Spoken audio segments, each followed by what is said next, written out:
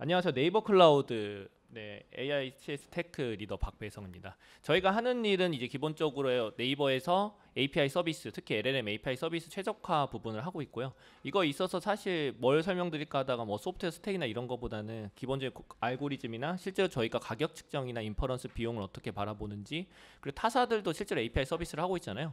그거에 따른 분석이랑 그다음 저희가 무엇을 하고 있는지 등으로 갈 거고요. 이거를 사실 알고리즘 하나하나 가다 보면은 생각보다 많은 시간이 필요해요. 그러다 보니까 좀 더 얕고 넓게 할까 합니다. 하지만 여기서 중요한 점은 아마 앞에 부분 좀 더 이해 많이 하셔야 될 것 같은데, 기본적인 알고리즘 하에서 이제 저희 같은 경우에 최적화를 하고, 이 최적화 알고리즘을 위해서 쓰는 게 아니라 실제로는 서비스 비용 중심으로 움직인다 정도로 이해해 주시면 될 것 같아요. 네, GPT에 대해서 설명을 매번 해드리게 되는 것 같아요. 왜냐면은 이거를 다들 안다고 하기에는 또 모르시는 분들이 있으셔서, 핵심이 뭐냐면은 입력 같은 경우에는 한 번에 처리한다. 즉 메모리 재사용성이 높아지기 때문에, 인텐시티가 높기 때문에 효율적으로 돈다라는 부분과, 디코드 한 토큰 한 토큰씩 출력이 나오잖아요. 저희가 GPT를 이용해 보면 이거는 충분히 비효율적이다. 왜냐면은 한 토큰이 말이 한 토큰이지, 한 번 토큰 뱉을 때마다 모델을 다 읽어야 되거든요. 그럼 지금 같은 모델 이제 라마만 하더라도, 이제 8비만 하더라도 용량을 치면 16기가고요. 그거를 다 올리는 비용은 꽤 발생하게 됩니다. 그런데 이런 비효율적인 구조가 있다라고 이해하시면 되고, 그러다 보니까 앞에 말했다시피 입력 처리 같은 경우 저희가 질문을 넣고 엔터 쳤을 때 연산은 컴퓨터 친화적이기 때문에 최적화 여지가 적다. 디코딩 같은 경우에는 이제 여지가 많아지는 거기도 하고, 실제로는 메모리의 대역폭에 걸린다라고 이해해 주시면 돼요. 그래서 엔비디아 GPU 같은 경우에 H100만 하더라도 1페타를 바라보거든요. 연산 처리량이. 근데 실제로 디코딩으로 가면은 이제 메모리 대역폭인 3테라도 쓰기 힘들다. 그러니까 3%도 쓰기 힘든, 1% 쓰기 힘든 상황이 오고요. 뭐 이건 여러 방법이 있긴 한데 어찌 됐든 좀 어렵다라는 부분으로 이해해 주시면 좋을 것 같아요. 그리고 이제 그 인퍼런스에서 바라보는 수치를 그냥 간략하게 보면 딱 4개입니다. 두 개죠. 사용자 입장에서는 2개입니다. 뭐냐면은 제가 질문을 입력을 해요. 그다음 엔터를 빡 치는 순간에 몇 시간 만에, 그러니까 몇 초 만에 나한테 응답이 올 것이냐. 두 번째, 응답은 저희가 해보면 알겠지만 스트리밍으로 오거든요. 한 단어 한 단어씩. 이때 단어당 속도, 그러니까 출력 속도가 나오게 됩니다. 그래서 TTFT라고 하는 거는 내가 첫 문장을 입력하고 엔터를 친 다음에 리스폰스를 받는 시간. 얘 같은 경우에는 보통 1초 이내로 많이 떨어지고요. 그 다음에 이제 TPOT 같은 경우에는 그다음 한 토큰 한 토큰씩 뱉어주는 그 사이의 시간. 얘 같은 경우는 이제 100ms 이하로 보통 잡습니다. 이렇게 하게 되면 실제로 사용자 입장에서 그렇게 답답함을 느끼진 않거든요. 왜냐면은 저희가 문장을 봤을 때 다 읽을 수 있는 게 아니니까 한 단 하나 읽다 보면 그 정도 속도에 맞춰서 본다면 사실은 50ms에서 100ms 사이가 제 생각엔 최적으로 보여져요. 리얼타임 서비스에서. 네, 그래서 이러한 것들이 있다라고 보시면 되고, 사실 여기에 안 넣었는데 저희 같은 경우에 비용 측정을 어떻게 하냐면은, 저희 같은 경우에 이제 GPU를 사죠. 네이버 같은 경우에 사서 토큰 장사를 합니다. 무슨 소리냐면은 1밀리언 토큰을 1달러에 판다, 이런 식으로 토큰 장사를 하거든요. 그럼 저희는 단가가 어떻게 떨어지냐면 GPU 한 장 구매 비용 더하기 이거를 5년 동안 이용하는 비용, 저희가 인프라라든가 서버 비용이라든가 전기 비용 등을 이제 다시 돌아가서 GPU가 몇 토큰을 생산하는가로 나누게 됩니다. 그래서 저희는 토큰 단가는 뭐냐면 1시간 또는 1분 또는 1초 동안 이 GPU는 얼마나 많은 토큰을 생산해 내는가가 저희의 이제 사용 가격이 되고요. 그래서 사용자 입장에서는 거꾸로 그냥 나한테는 빠른 응답을 주는가가 핵심이 됩니다.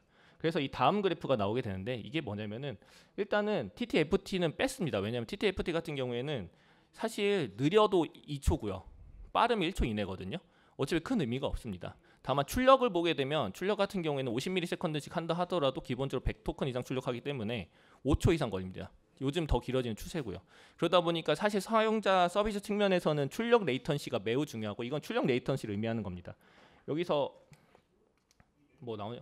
투게더 AI 같은 경우에는 이제 10ms 이하 서비스 속도를 보여주고요. 이거 모델 라마 70B 기준입니다. 그 다음에 이제 애저 같은 경우에는 20ms에서 10ms 사이의 서비스 속도를 보여주고요. 나머지 애들 같은 경우 30mm 서비스를 하게 됩니다. 이때 가격이 나옵니다. 무슨 소리냐면 사용자 입장에서 빠른 서비스는 비싸다라는 의미고, 실제로 저희 공급 가격도 보면은 빠를수록 비싸게 운영할 수밖에 없습니다. 그러니까 결국 속도도 돈으로 치환이 되는 거고, 투게더 A 같은 경우에는 실제로 꽤나 비싼 돈을 받고 있다. 왜냐하면 그만큼 빠르니까. 그래서 이 부분만 가져가시면 사실은 어느 정도 감을 잡으실 수 있을 것 같아요. 그래서 엔비디아가 요즘 하드웨어 내는 거 보면은 실제로 성능이 그렇게 올라갈 수는 없는데 가격 가성비요. 그러니까 성능 대비 비용 그렇게 높아지진 않지만 레이턴시가 빨라지기 때문에 그 돈을 받고 있다고 보시면 되고요. 그리고 이거를 실제 오픈 소스에서 돌리면 어떻게 되는가도 저희가 해봤을 때 오픈 소스라면 현재 VLLM 버전의 이 스펙 그대로 돌렸을 때 비용을 보게 되면 거의 생산 단가랑 판매 단가가 같게 됩니다. 이 얘기는 뭐냐면 실제로 모든 벤더들은 대부분 손해를 보고 있다. 왜냐하면 여기서 하나 제가 말씀 안 드린 게 뭐냐면 가동률을 뺐거든요. 실제로 저희가 GPU를 만약에 5노드든 10노드든 만들어 놨을 때 사용자가 그만큼 들어와야 되거든요. 근데 사용자가 안 들어오는 시간, 예를 들면 새벽이라든가 이럴 때는 저희는 놀고 있을 수밖에 없잖아요. 그럼 사실 만약에 가동률 50%라고 가정하면 가격은 2배 올리는 게 정상인데 모든 지금 칩회사, API 사업사들은 거의 본전에 팔고 있다라고 이해해 주시면 되고요. 그리고 여기서 이제 10mm 이하 서비스 같은 경우에는 현재 하드웨어 특히 H백으로는 불가능하기 때문에 비워뒀습니다. 현 기술로 그러니까 단순하게 모델을 알고리즘 없이 돌려서는 저속도가 나올 수 없고 이거 같은 경우에 스페큘러티브 디코딩이나 퀀타이제이션 같은 알고리즘을 썼을 거로 저도 추천을 하고 추측을 하고 저희 역시도 그 기술을 넣고 있습니다. 그래서 저희 내부 생산 단가 목표가랑 단가랑 좀 섞여 있는데 저희가 추산을 하면 알고리즘 다 우겨넣으면 이 정도까지는 가능할 거로 추산을 하고요. 이제 각각의 어떤 기술 요소가 있는지를 설명드릴 건데요. 시간이 많지 않아가지고 최대한 가볍게 말씀드릴게요. 중요한 점은 뭐냐면 이 지점에서 우리가 서비스 타겟팅이 어딘지를 보고서 최적화를 한다는 부분이거든요. 그러니까 이 최적화를 다들 오해하시는 게 그냥 이런 최적화는 빨라지겠더라라는 게 아니라 실제로 목표가 다릅니다. 빠른 서비스를 더 빠르게 하는 타겟팅이랑요. 느린 서비스 좀 더 느리더라도 가격을 낮추는 서비스는 다른 개념이거든요. 근데 이런 거 없이 진행을 하면 어렵고 실제로 그냥 퀀타이제이션 빠르더라 하고 진행해보면 실제 느린 경우도 많잖아요. 그게 다 이런 타겟팅이 안 돼서이긴 합니다. 그래서 이제 하나씩 그냥 어차피 기술 몇 개 없어서 설명드리면 퀀타이제이션은 가속에 초점이 맞습니다. 이 두 가지 이유가 있는데 첫 번째는 뭐냐면은 애초에 퀀타이제이션은 웨이트 사이즈를 줄이는 거거든요. 그래서 사실 이게 10mm 서비스일수록 배치가 작고요. 30mm 서비스 배치가 큽니다. 근데 퀀타이제이션은 애초에 디퀀타이제이션이라는 과정이 필요하고 얘는 연산을 먹거든요. 그러다 보니까 배치 처리는 분리하고 실질적으로는 로우 배치 서비스, 특히 비싼 서비스에 유리하게 됩니다. 그래서 뭐 퀀타이제이션 설명 넘어가고요. 데모는 보여드릴게요. 거의 2배 가까이 속도 나오고요. 실제 이게 2배 이상은 아니에요. 왜냐면은 체감이 다를 뿐이지 실제는 2배까지는 아닐 겁니다. 다만 이 정도로 빠르다, 대신 비싸다 정도로 이해해 주시면 돼요.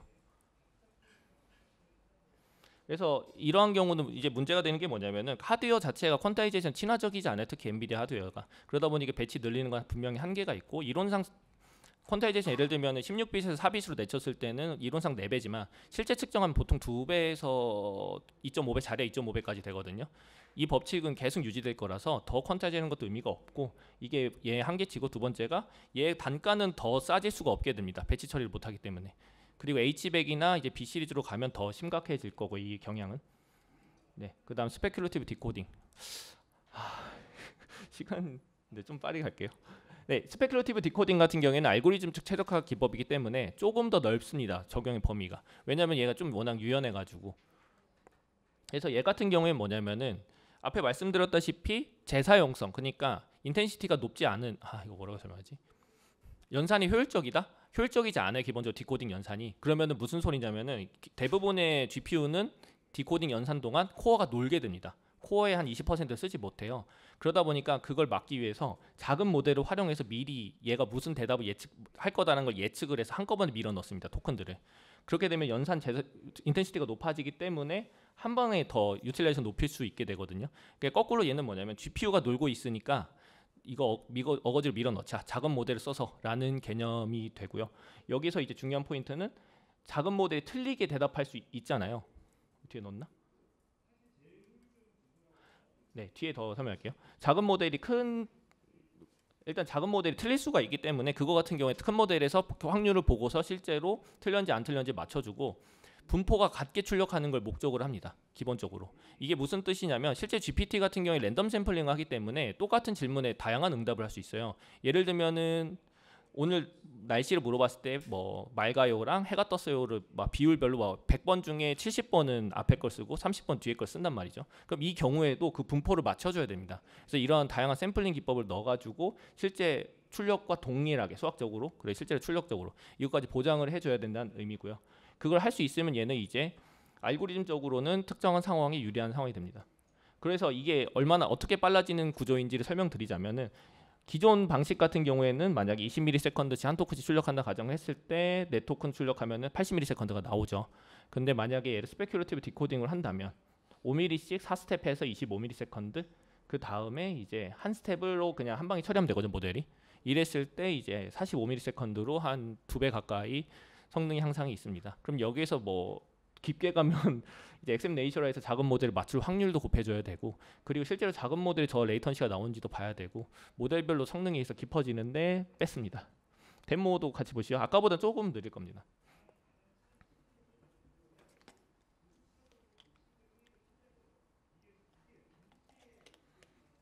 그래서 얘 같은 경우에는 뻔한 대답은 진짜 대답 잘합니다. 예를 들면 구구단이나 노래 가사나 역사나 창의적인 대답, 재밌는 이야기 해줘 이런 것들은 약합니다. 큰 모델의 성능에 디펜던시가 걸려 있다 보니까.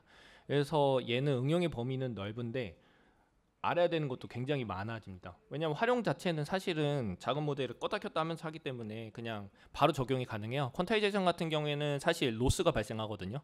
큰 모델을 압축을 하다 보니까 큰 모델의 정보 손실도 일어나고 대답도 달라지고 그거에 따른 이제 정성평가까지 다 해야 되는데 이 기술 같은 경우에는 그럴 필요가 없죠. 왜냐하면 큰 모델을 마지막에 검사를 하기 때문에 이러한 로스가 없다라는 게 큰 장점이고, 단점으로 치면 앞에 말씀드렸다시피 큰 모델, 그러니까 타겟 모델에 대한 모델마다 작은 모델을 생성해 줘야 되고, 서비스별로 정말 엑셈 레이시오 높은지도 확인해야 되고, 태스크도 굉장히 다양하거든요, 저희 같은 경우에. 그러니까 이 연구가 실제로 학회에서 많이 일어날 때 스펙 벤치나 아니면 여러 벤치 정보마다 또 엑셈 레이시오 다 달라요. 그 런타임 때 이거 맞춰서 다 셋업 해줘야 되는 거, 그러니까 적용 난이도가 높은 게 단점이 됩니다. 네.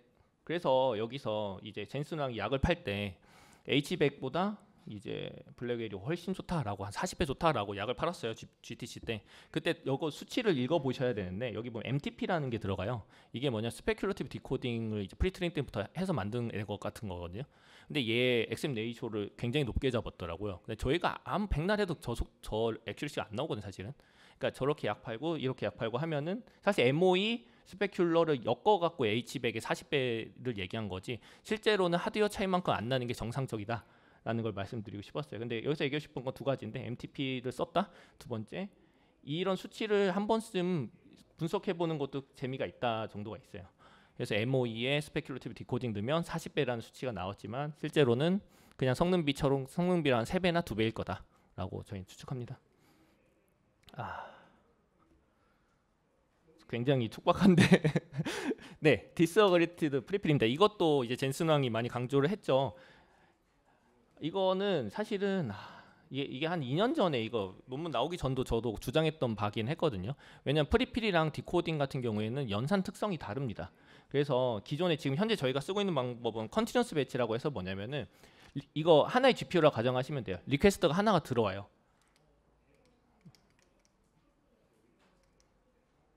네, 리퀘스트 하나 들어오면은 얘를 연산을 하고 첫 번째 사용자에게 한 토큰씩 뱉어줍니다.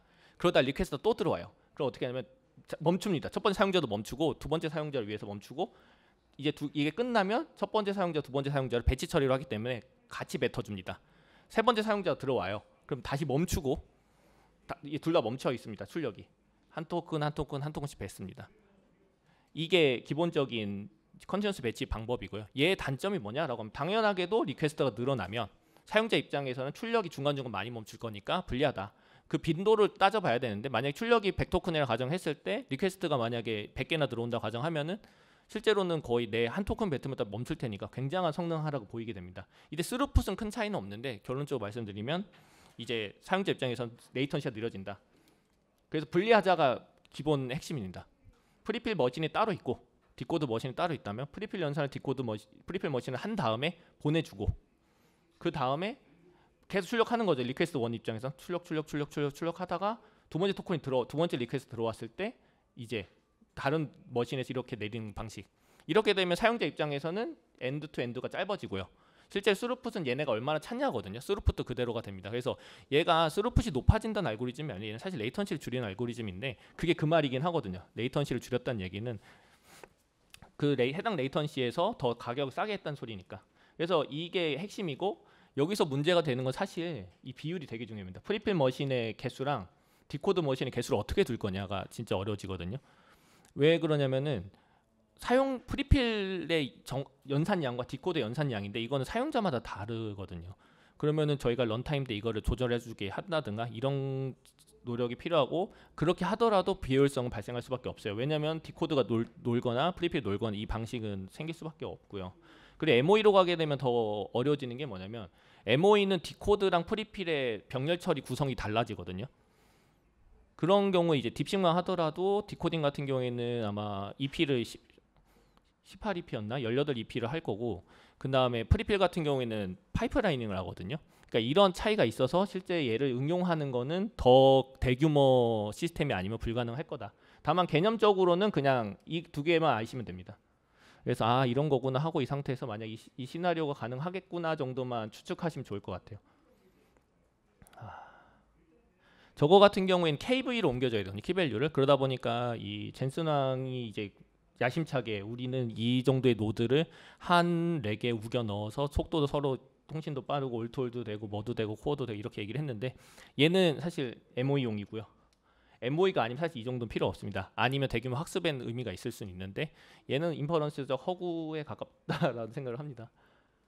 에이전틱 그 늘까 말까 고민했는데 간단하게 갈게요. 에이전틱 시나리오는 뭐냐면은 LLM을 툴콜링이랑 크게 차이는 안 나요. 결국 이게 발전을 어떻게 했냐면 예전에는 AI한테 그냥 1 더하기 1은 뭐야? 라고 했을 때 그냥 2 하고 대답을 했으면 지금은 그거에 대한 수식 전개를 하는 게 리즈닝이 되는 거고요.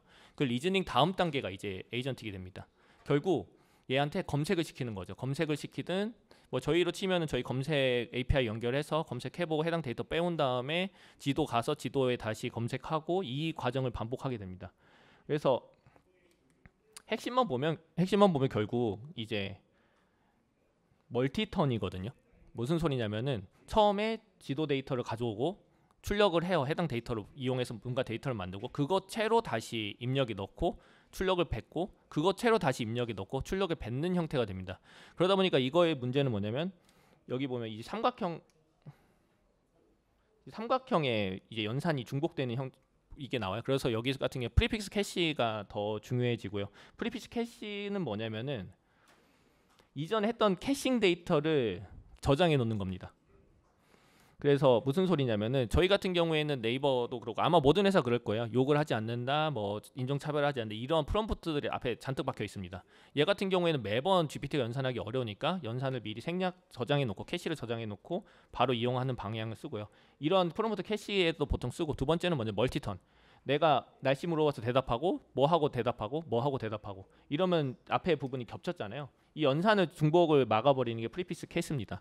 근데 앞에 에이전트 시나리오도 보면은 실제로 이런 경향이 있고 두 번째로 이 시나리오 자체는 별로 좋지 않았던 게 GPT 이용해 보시면은 GPT한테 물어보고 대답 끝나자마자 질문 안 하시잖아요. 그냥 띄워놓고 딴짓 하다가 한 몇 분 뒤에 와서 하니까 이때 동안 GPU가 들고 있을 수가 없거든요. KV를.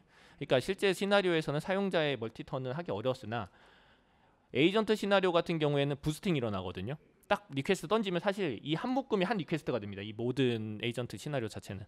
그러다 보니까 멀티턴을 이용하기 좋다. 그래서 에이전트 시나리오에서는 프리픽스 캐싱이 핵심이고 지금 최적화는 아마 이 앞에 말씀드린 선에서 더 거의 끝난다라고 이해해 주시면 좋을 것 같아요.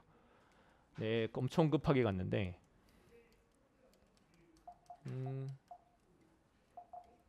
뭐 소리만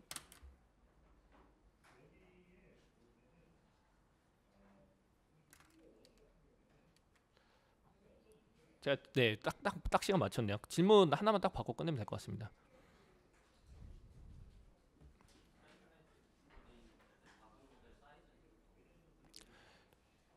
스페큘러티브 디코딩의 작은 모델 사이즈를 물어봐 주셨는데 이거 작은 모델 사이즈가 중요한 게 아니라 작은 모델의 비용이 중요합니다. 그러니까 큰 모델이 20ms라고 했을 때 작은 모델의 세컨드는 몇 초가 나와야 되냐를 봐야 되는데 실제로는 3분의 1 이하는 돼야 돼요. 근데 그게 모델 사이즈를 의미하진 않거든요. 예를 들면 8비로 돌려서 1비로 돌린다고 8분의 1이 되지 않습니다. 왜냐면 GPU 특성상 작은 모델에 너무 불리하기도 하고, 두 번째가 예를 들면은 30비를 돌려요. 그럼 보통 ETP를 합니다. GPU 두 장을 이용하는데 만약 얘를 8비로 같이 하려고 하면 8비를 ETP로 해야 되거든요. 그럼 비효율성이 더 증가합니다. 그러다 보니까 생각보다 훨씬 작아지게 되고요. 또 두 번째로는 이게 모델이 좀 크다고 잘 맞추는 게 아니에요. 그러니까 모델이 작더라도 좀 잘 맞추는, 그러니까 다 고만고만합니다. 실제로 모델 사이즈별로. 그러다 보니까 더 작은 모델을 많이 사용한다라고 보시면 되고, 뭐 더 이야기하자면 뭐 이글이나 이런 것도 활용하긴 하는데 이글은 저희도 검토했을 때 살짝 어려운 부분이 있어서 사실 스페큘러만 해도 발표 1시간 그냥 가는데 이런 거 해도 큰 의미는 없을 것 같아서 여기서는. 네. 뭐 추가 질문사항 없으실까요? 네, 지금 원래 제가 발표 연습을 말 천천히 하는 걸 많이 연습했는데 10분이 앞에서 없어져가지고 네, 여기까지 하겠습니다. 감사합니다.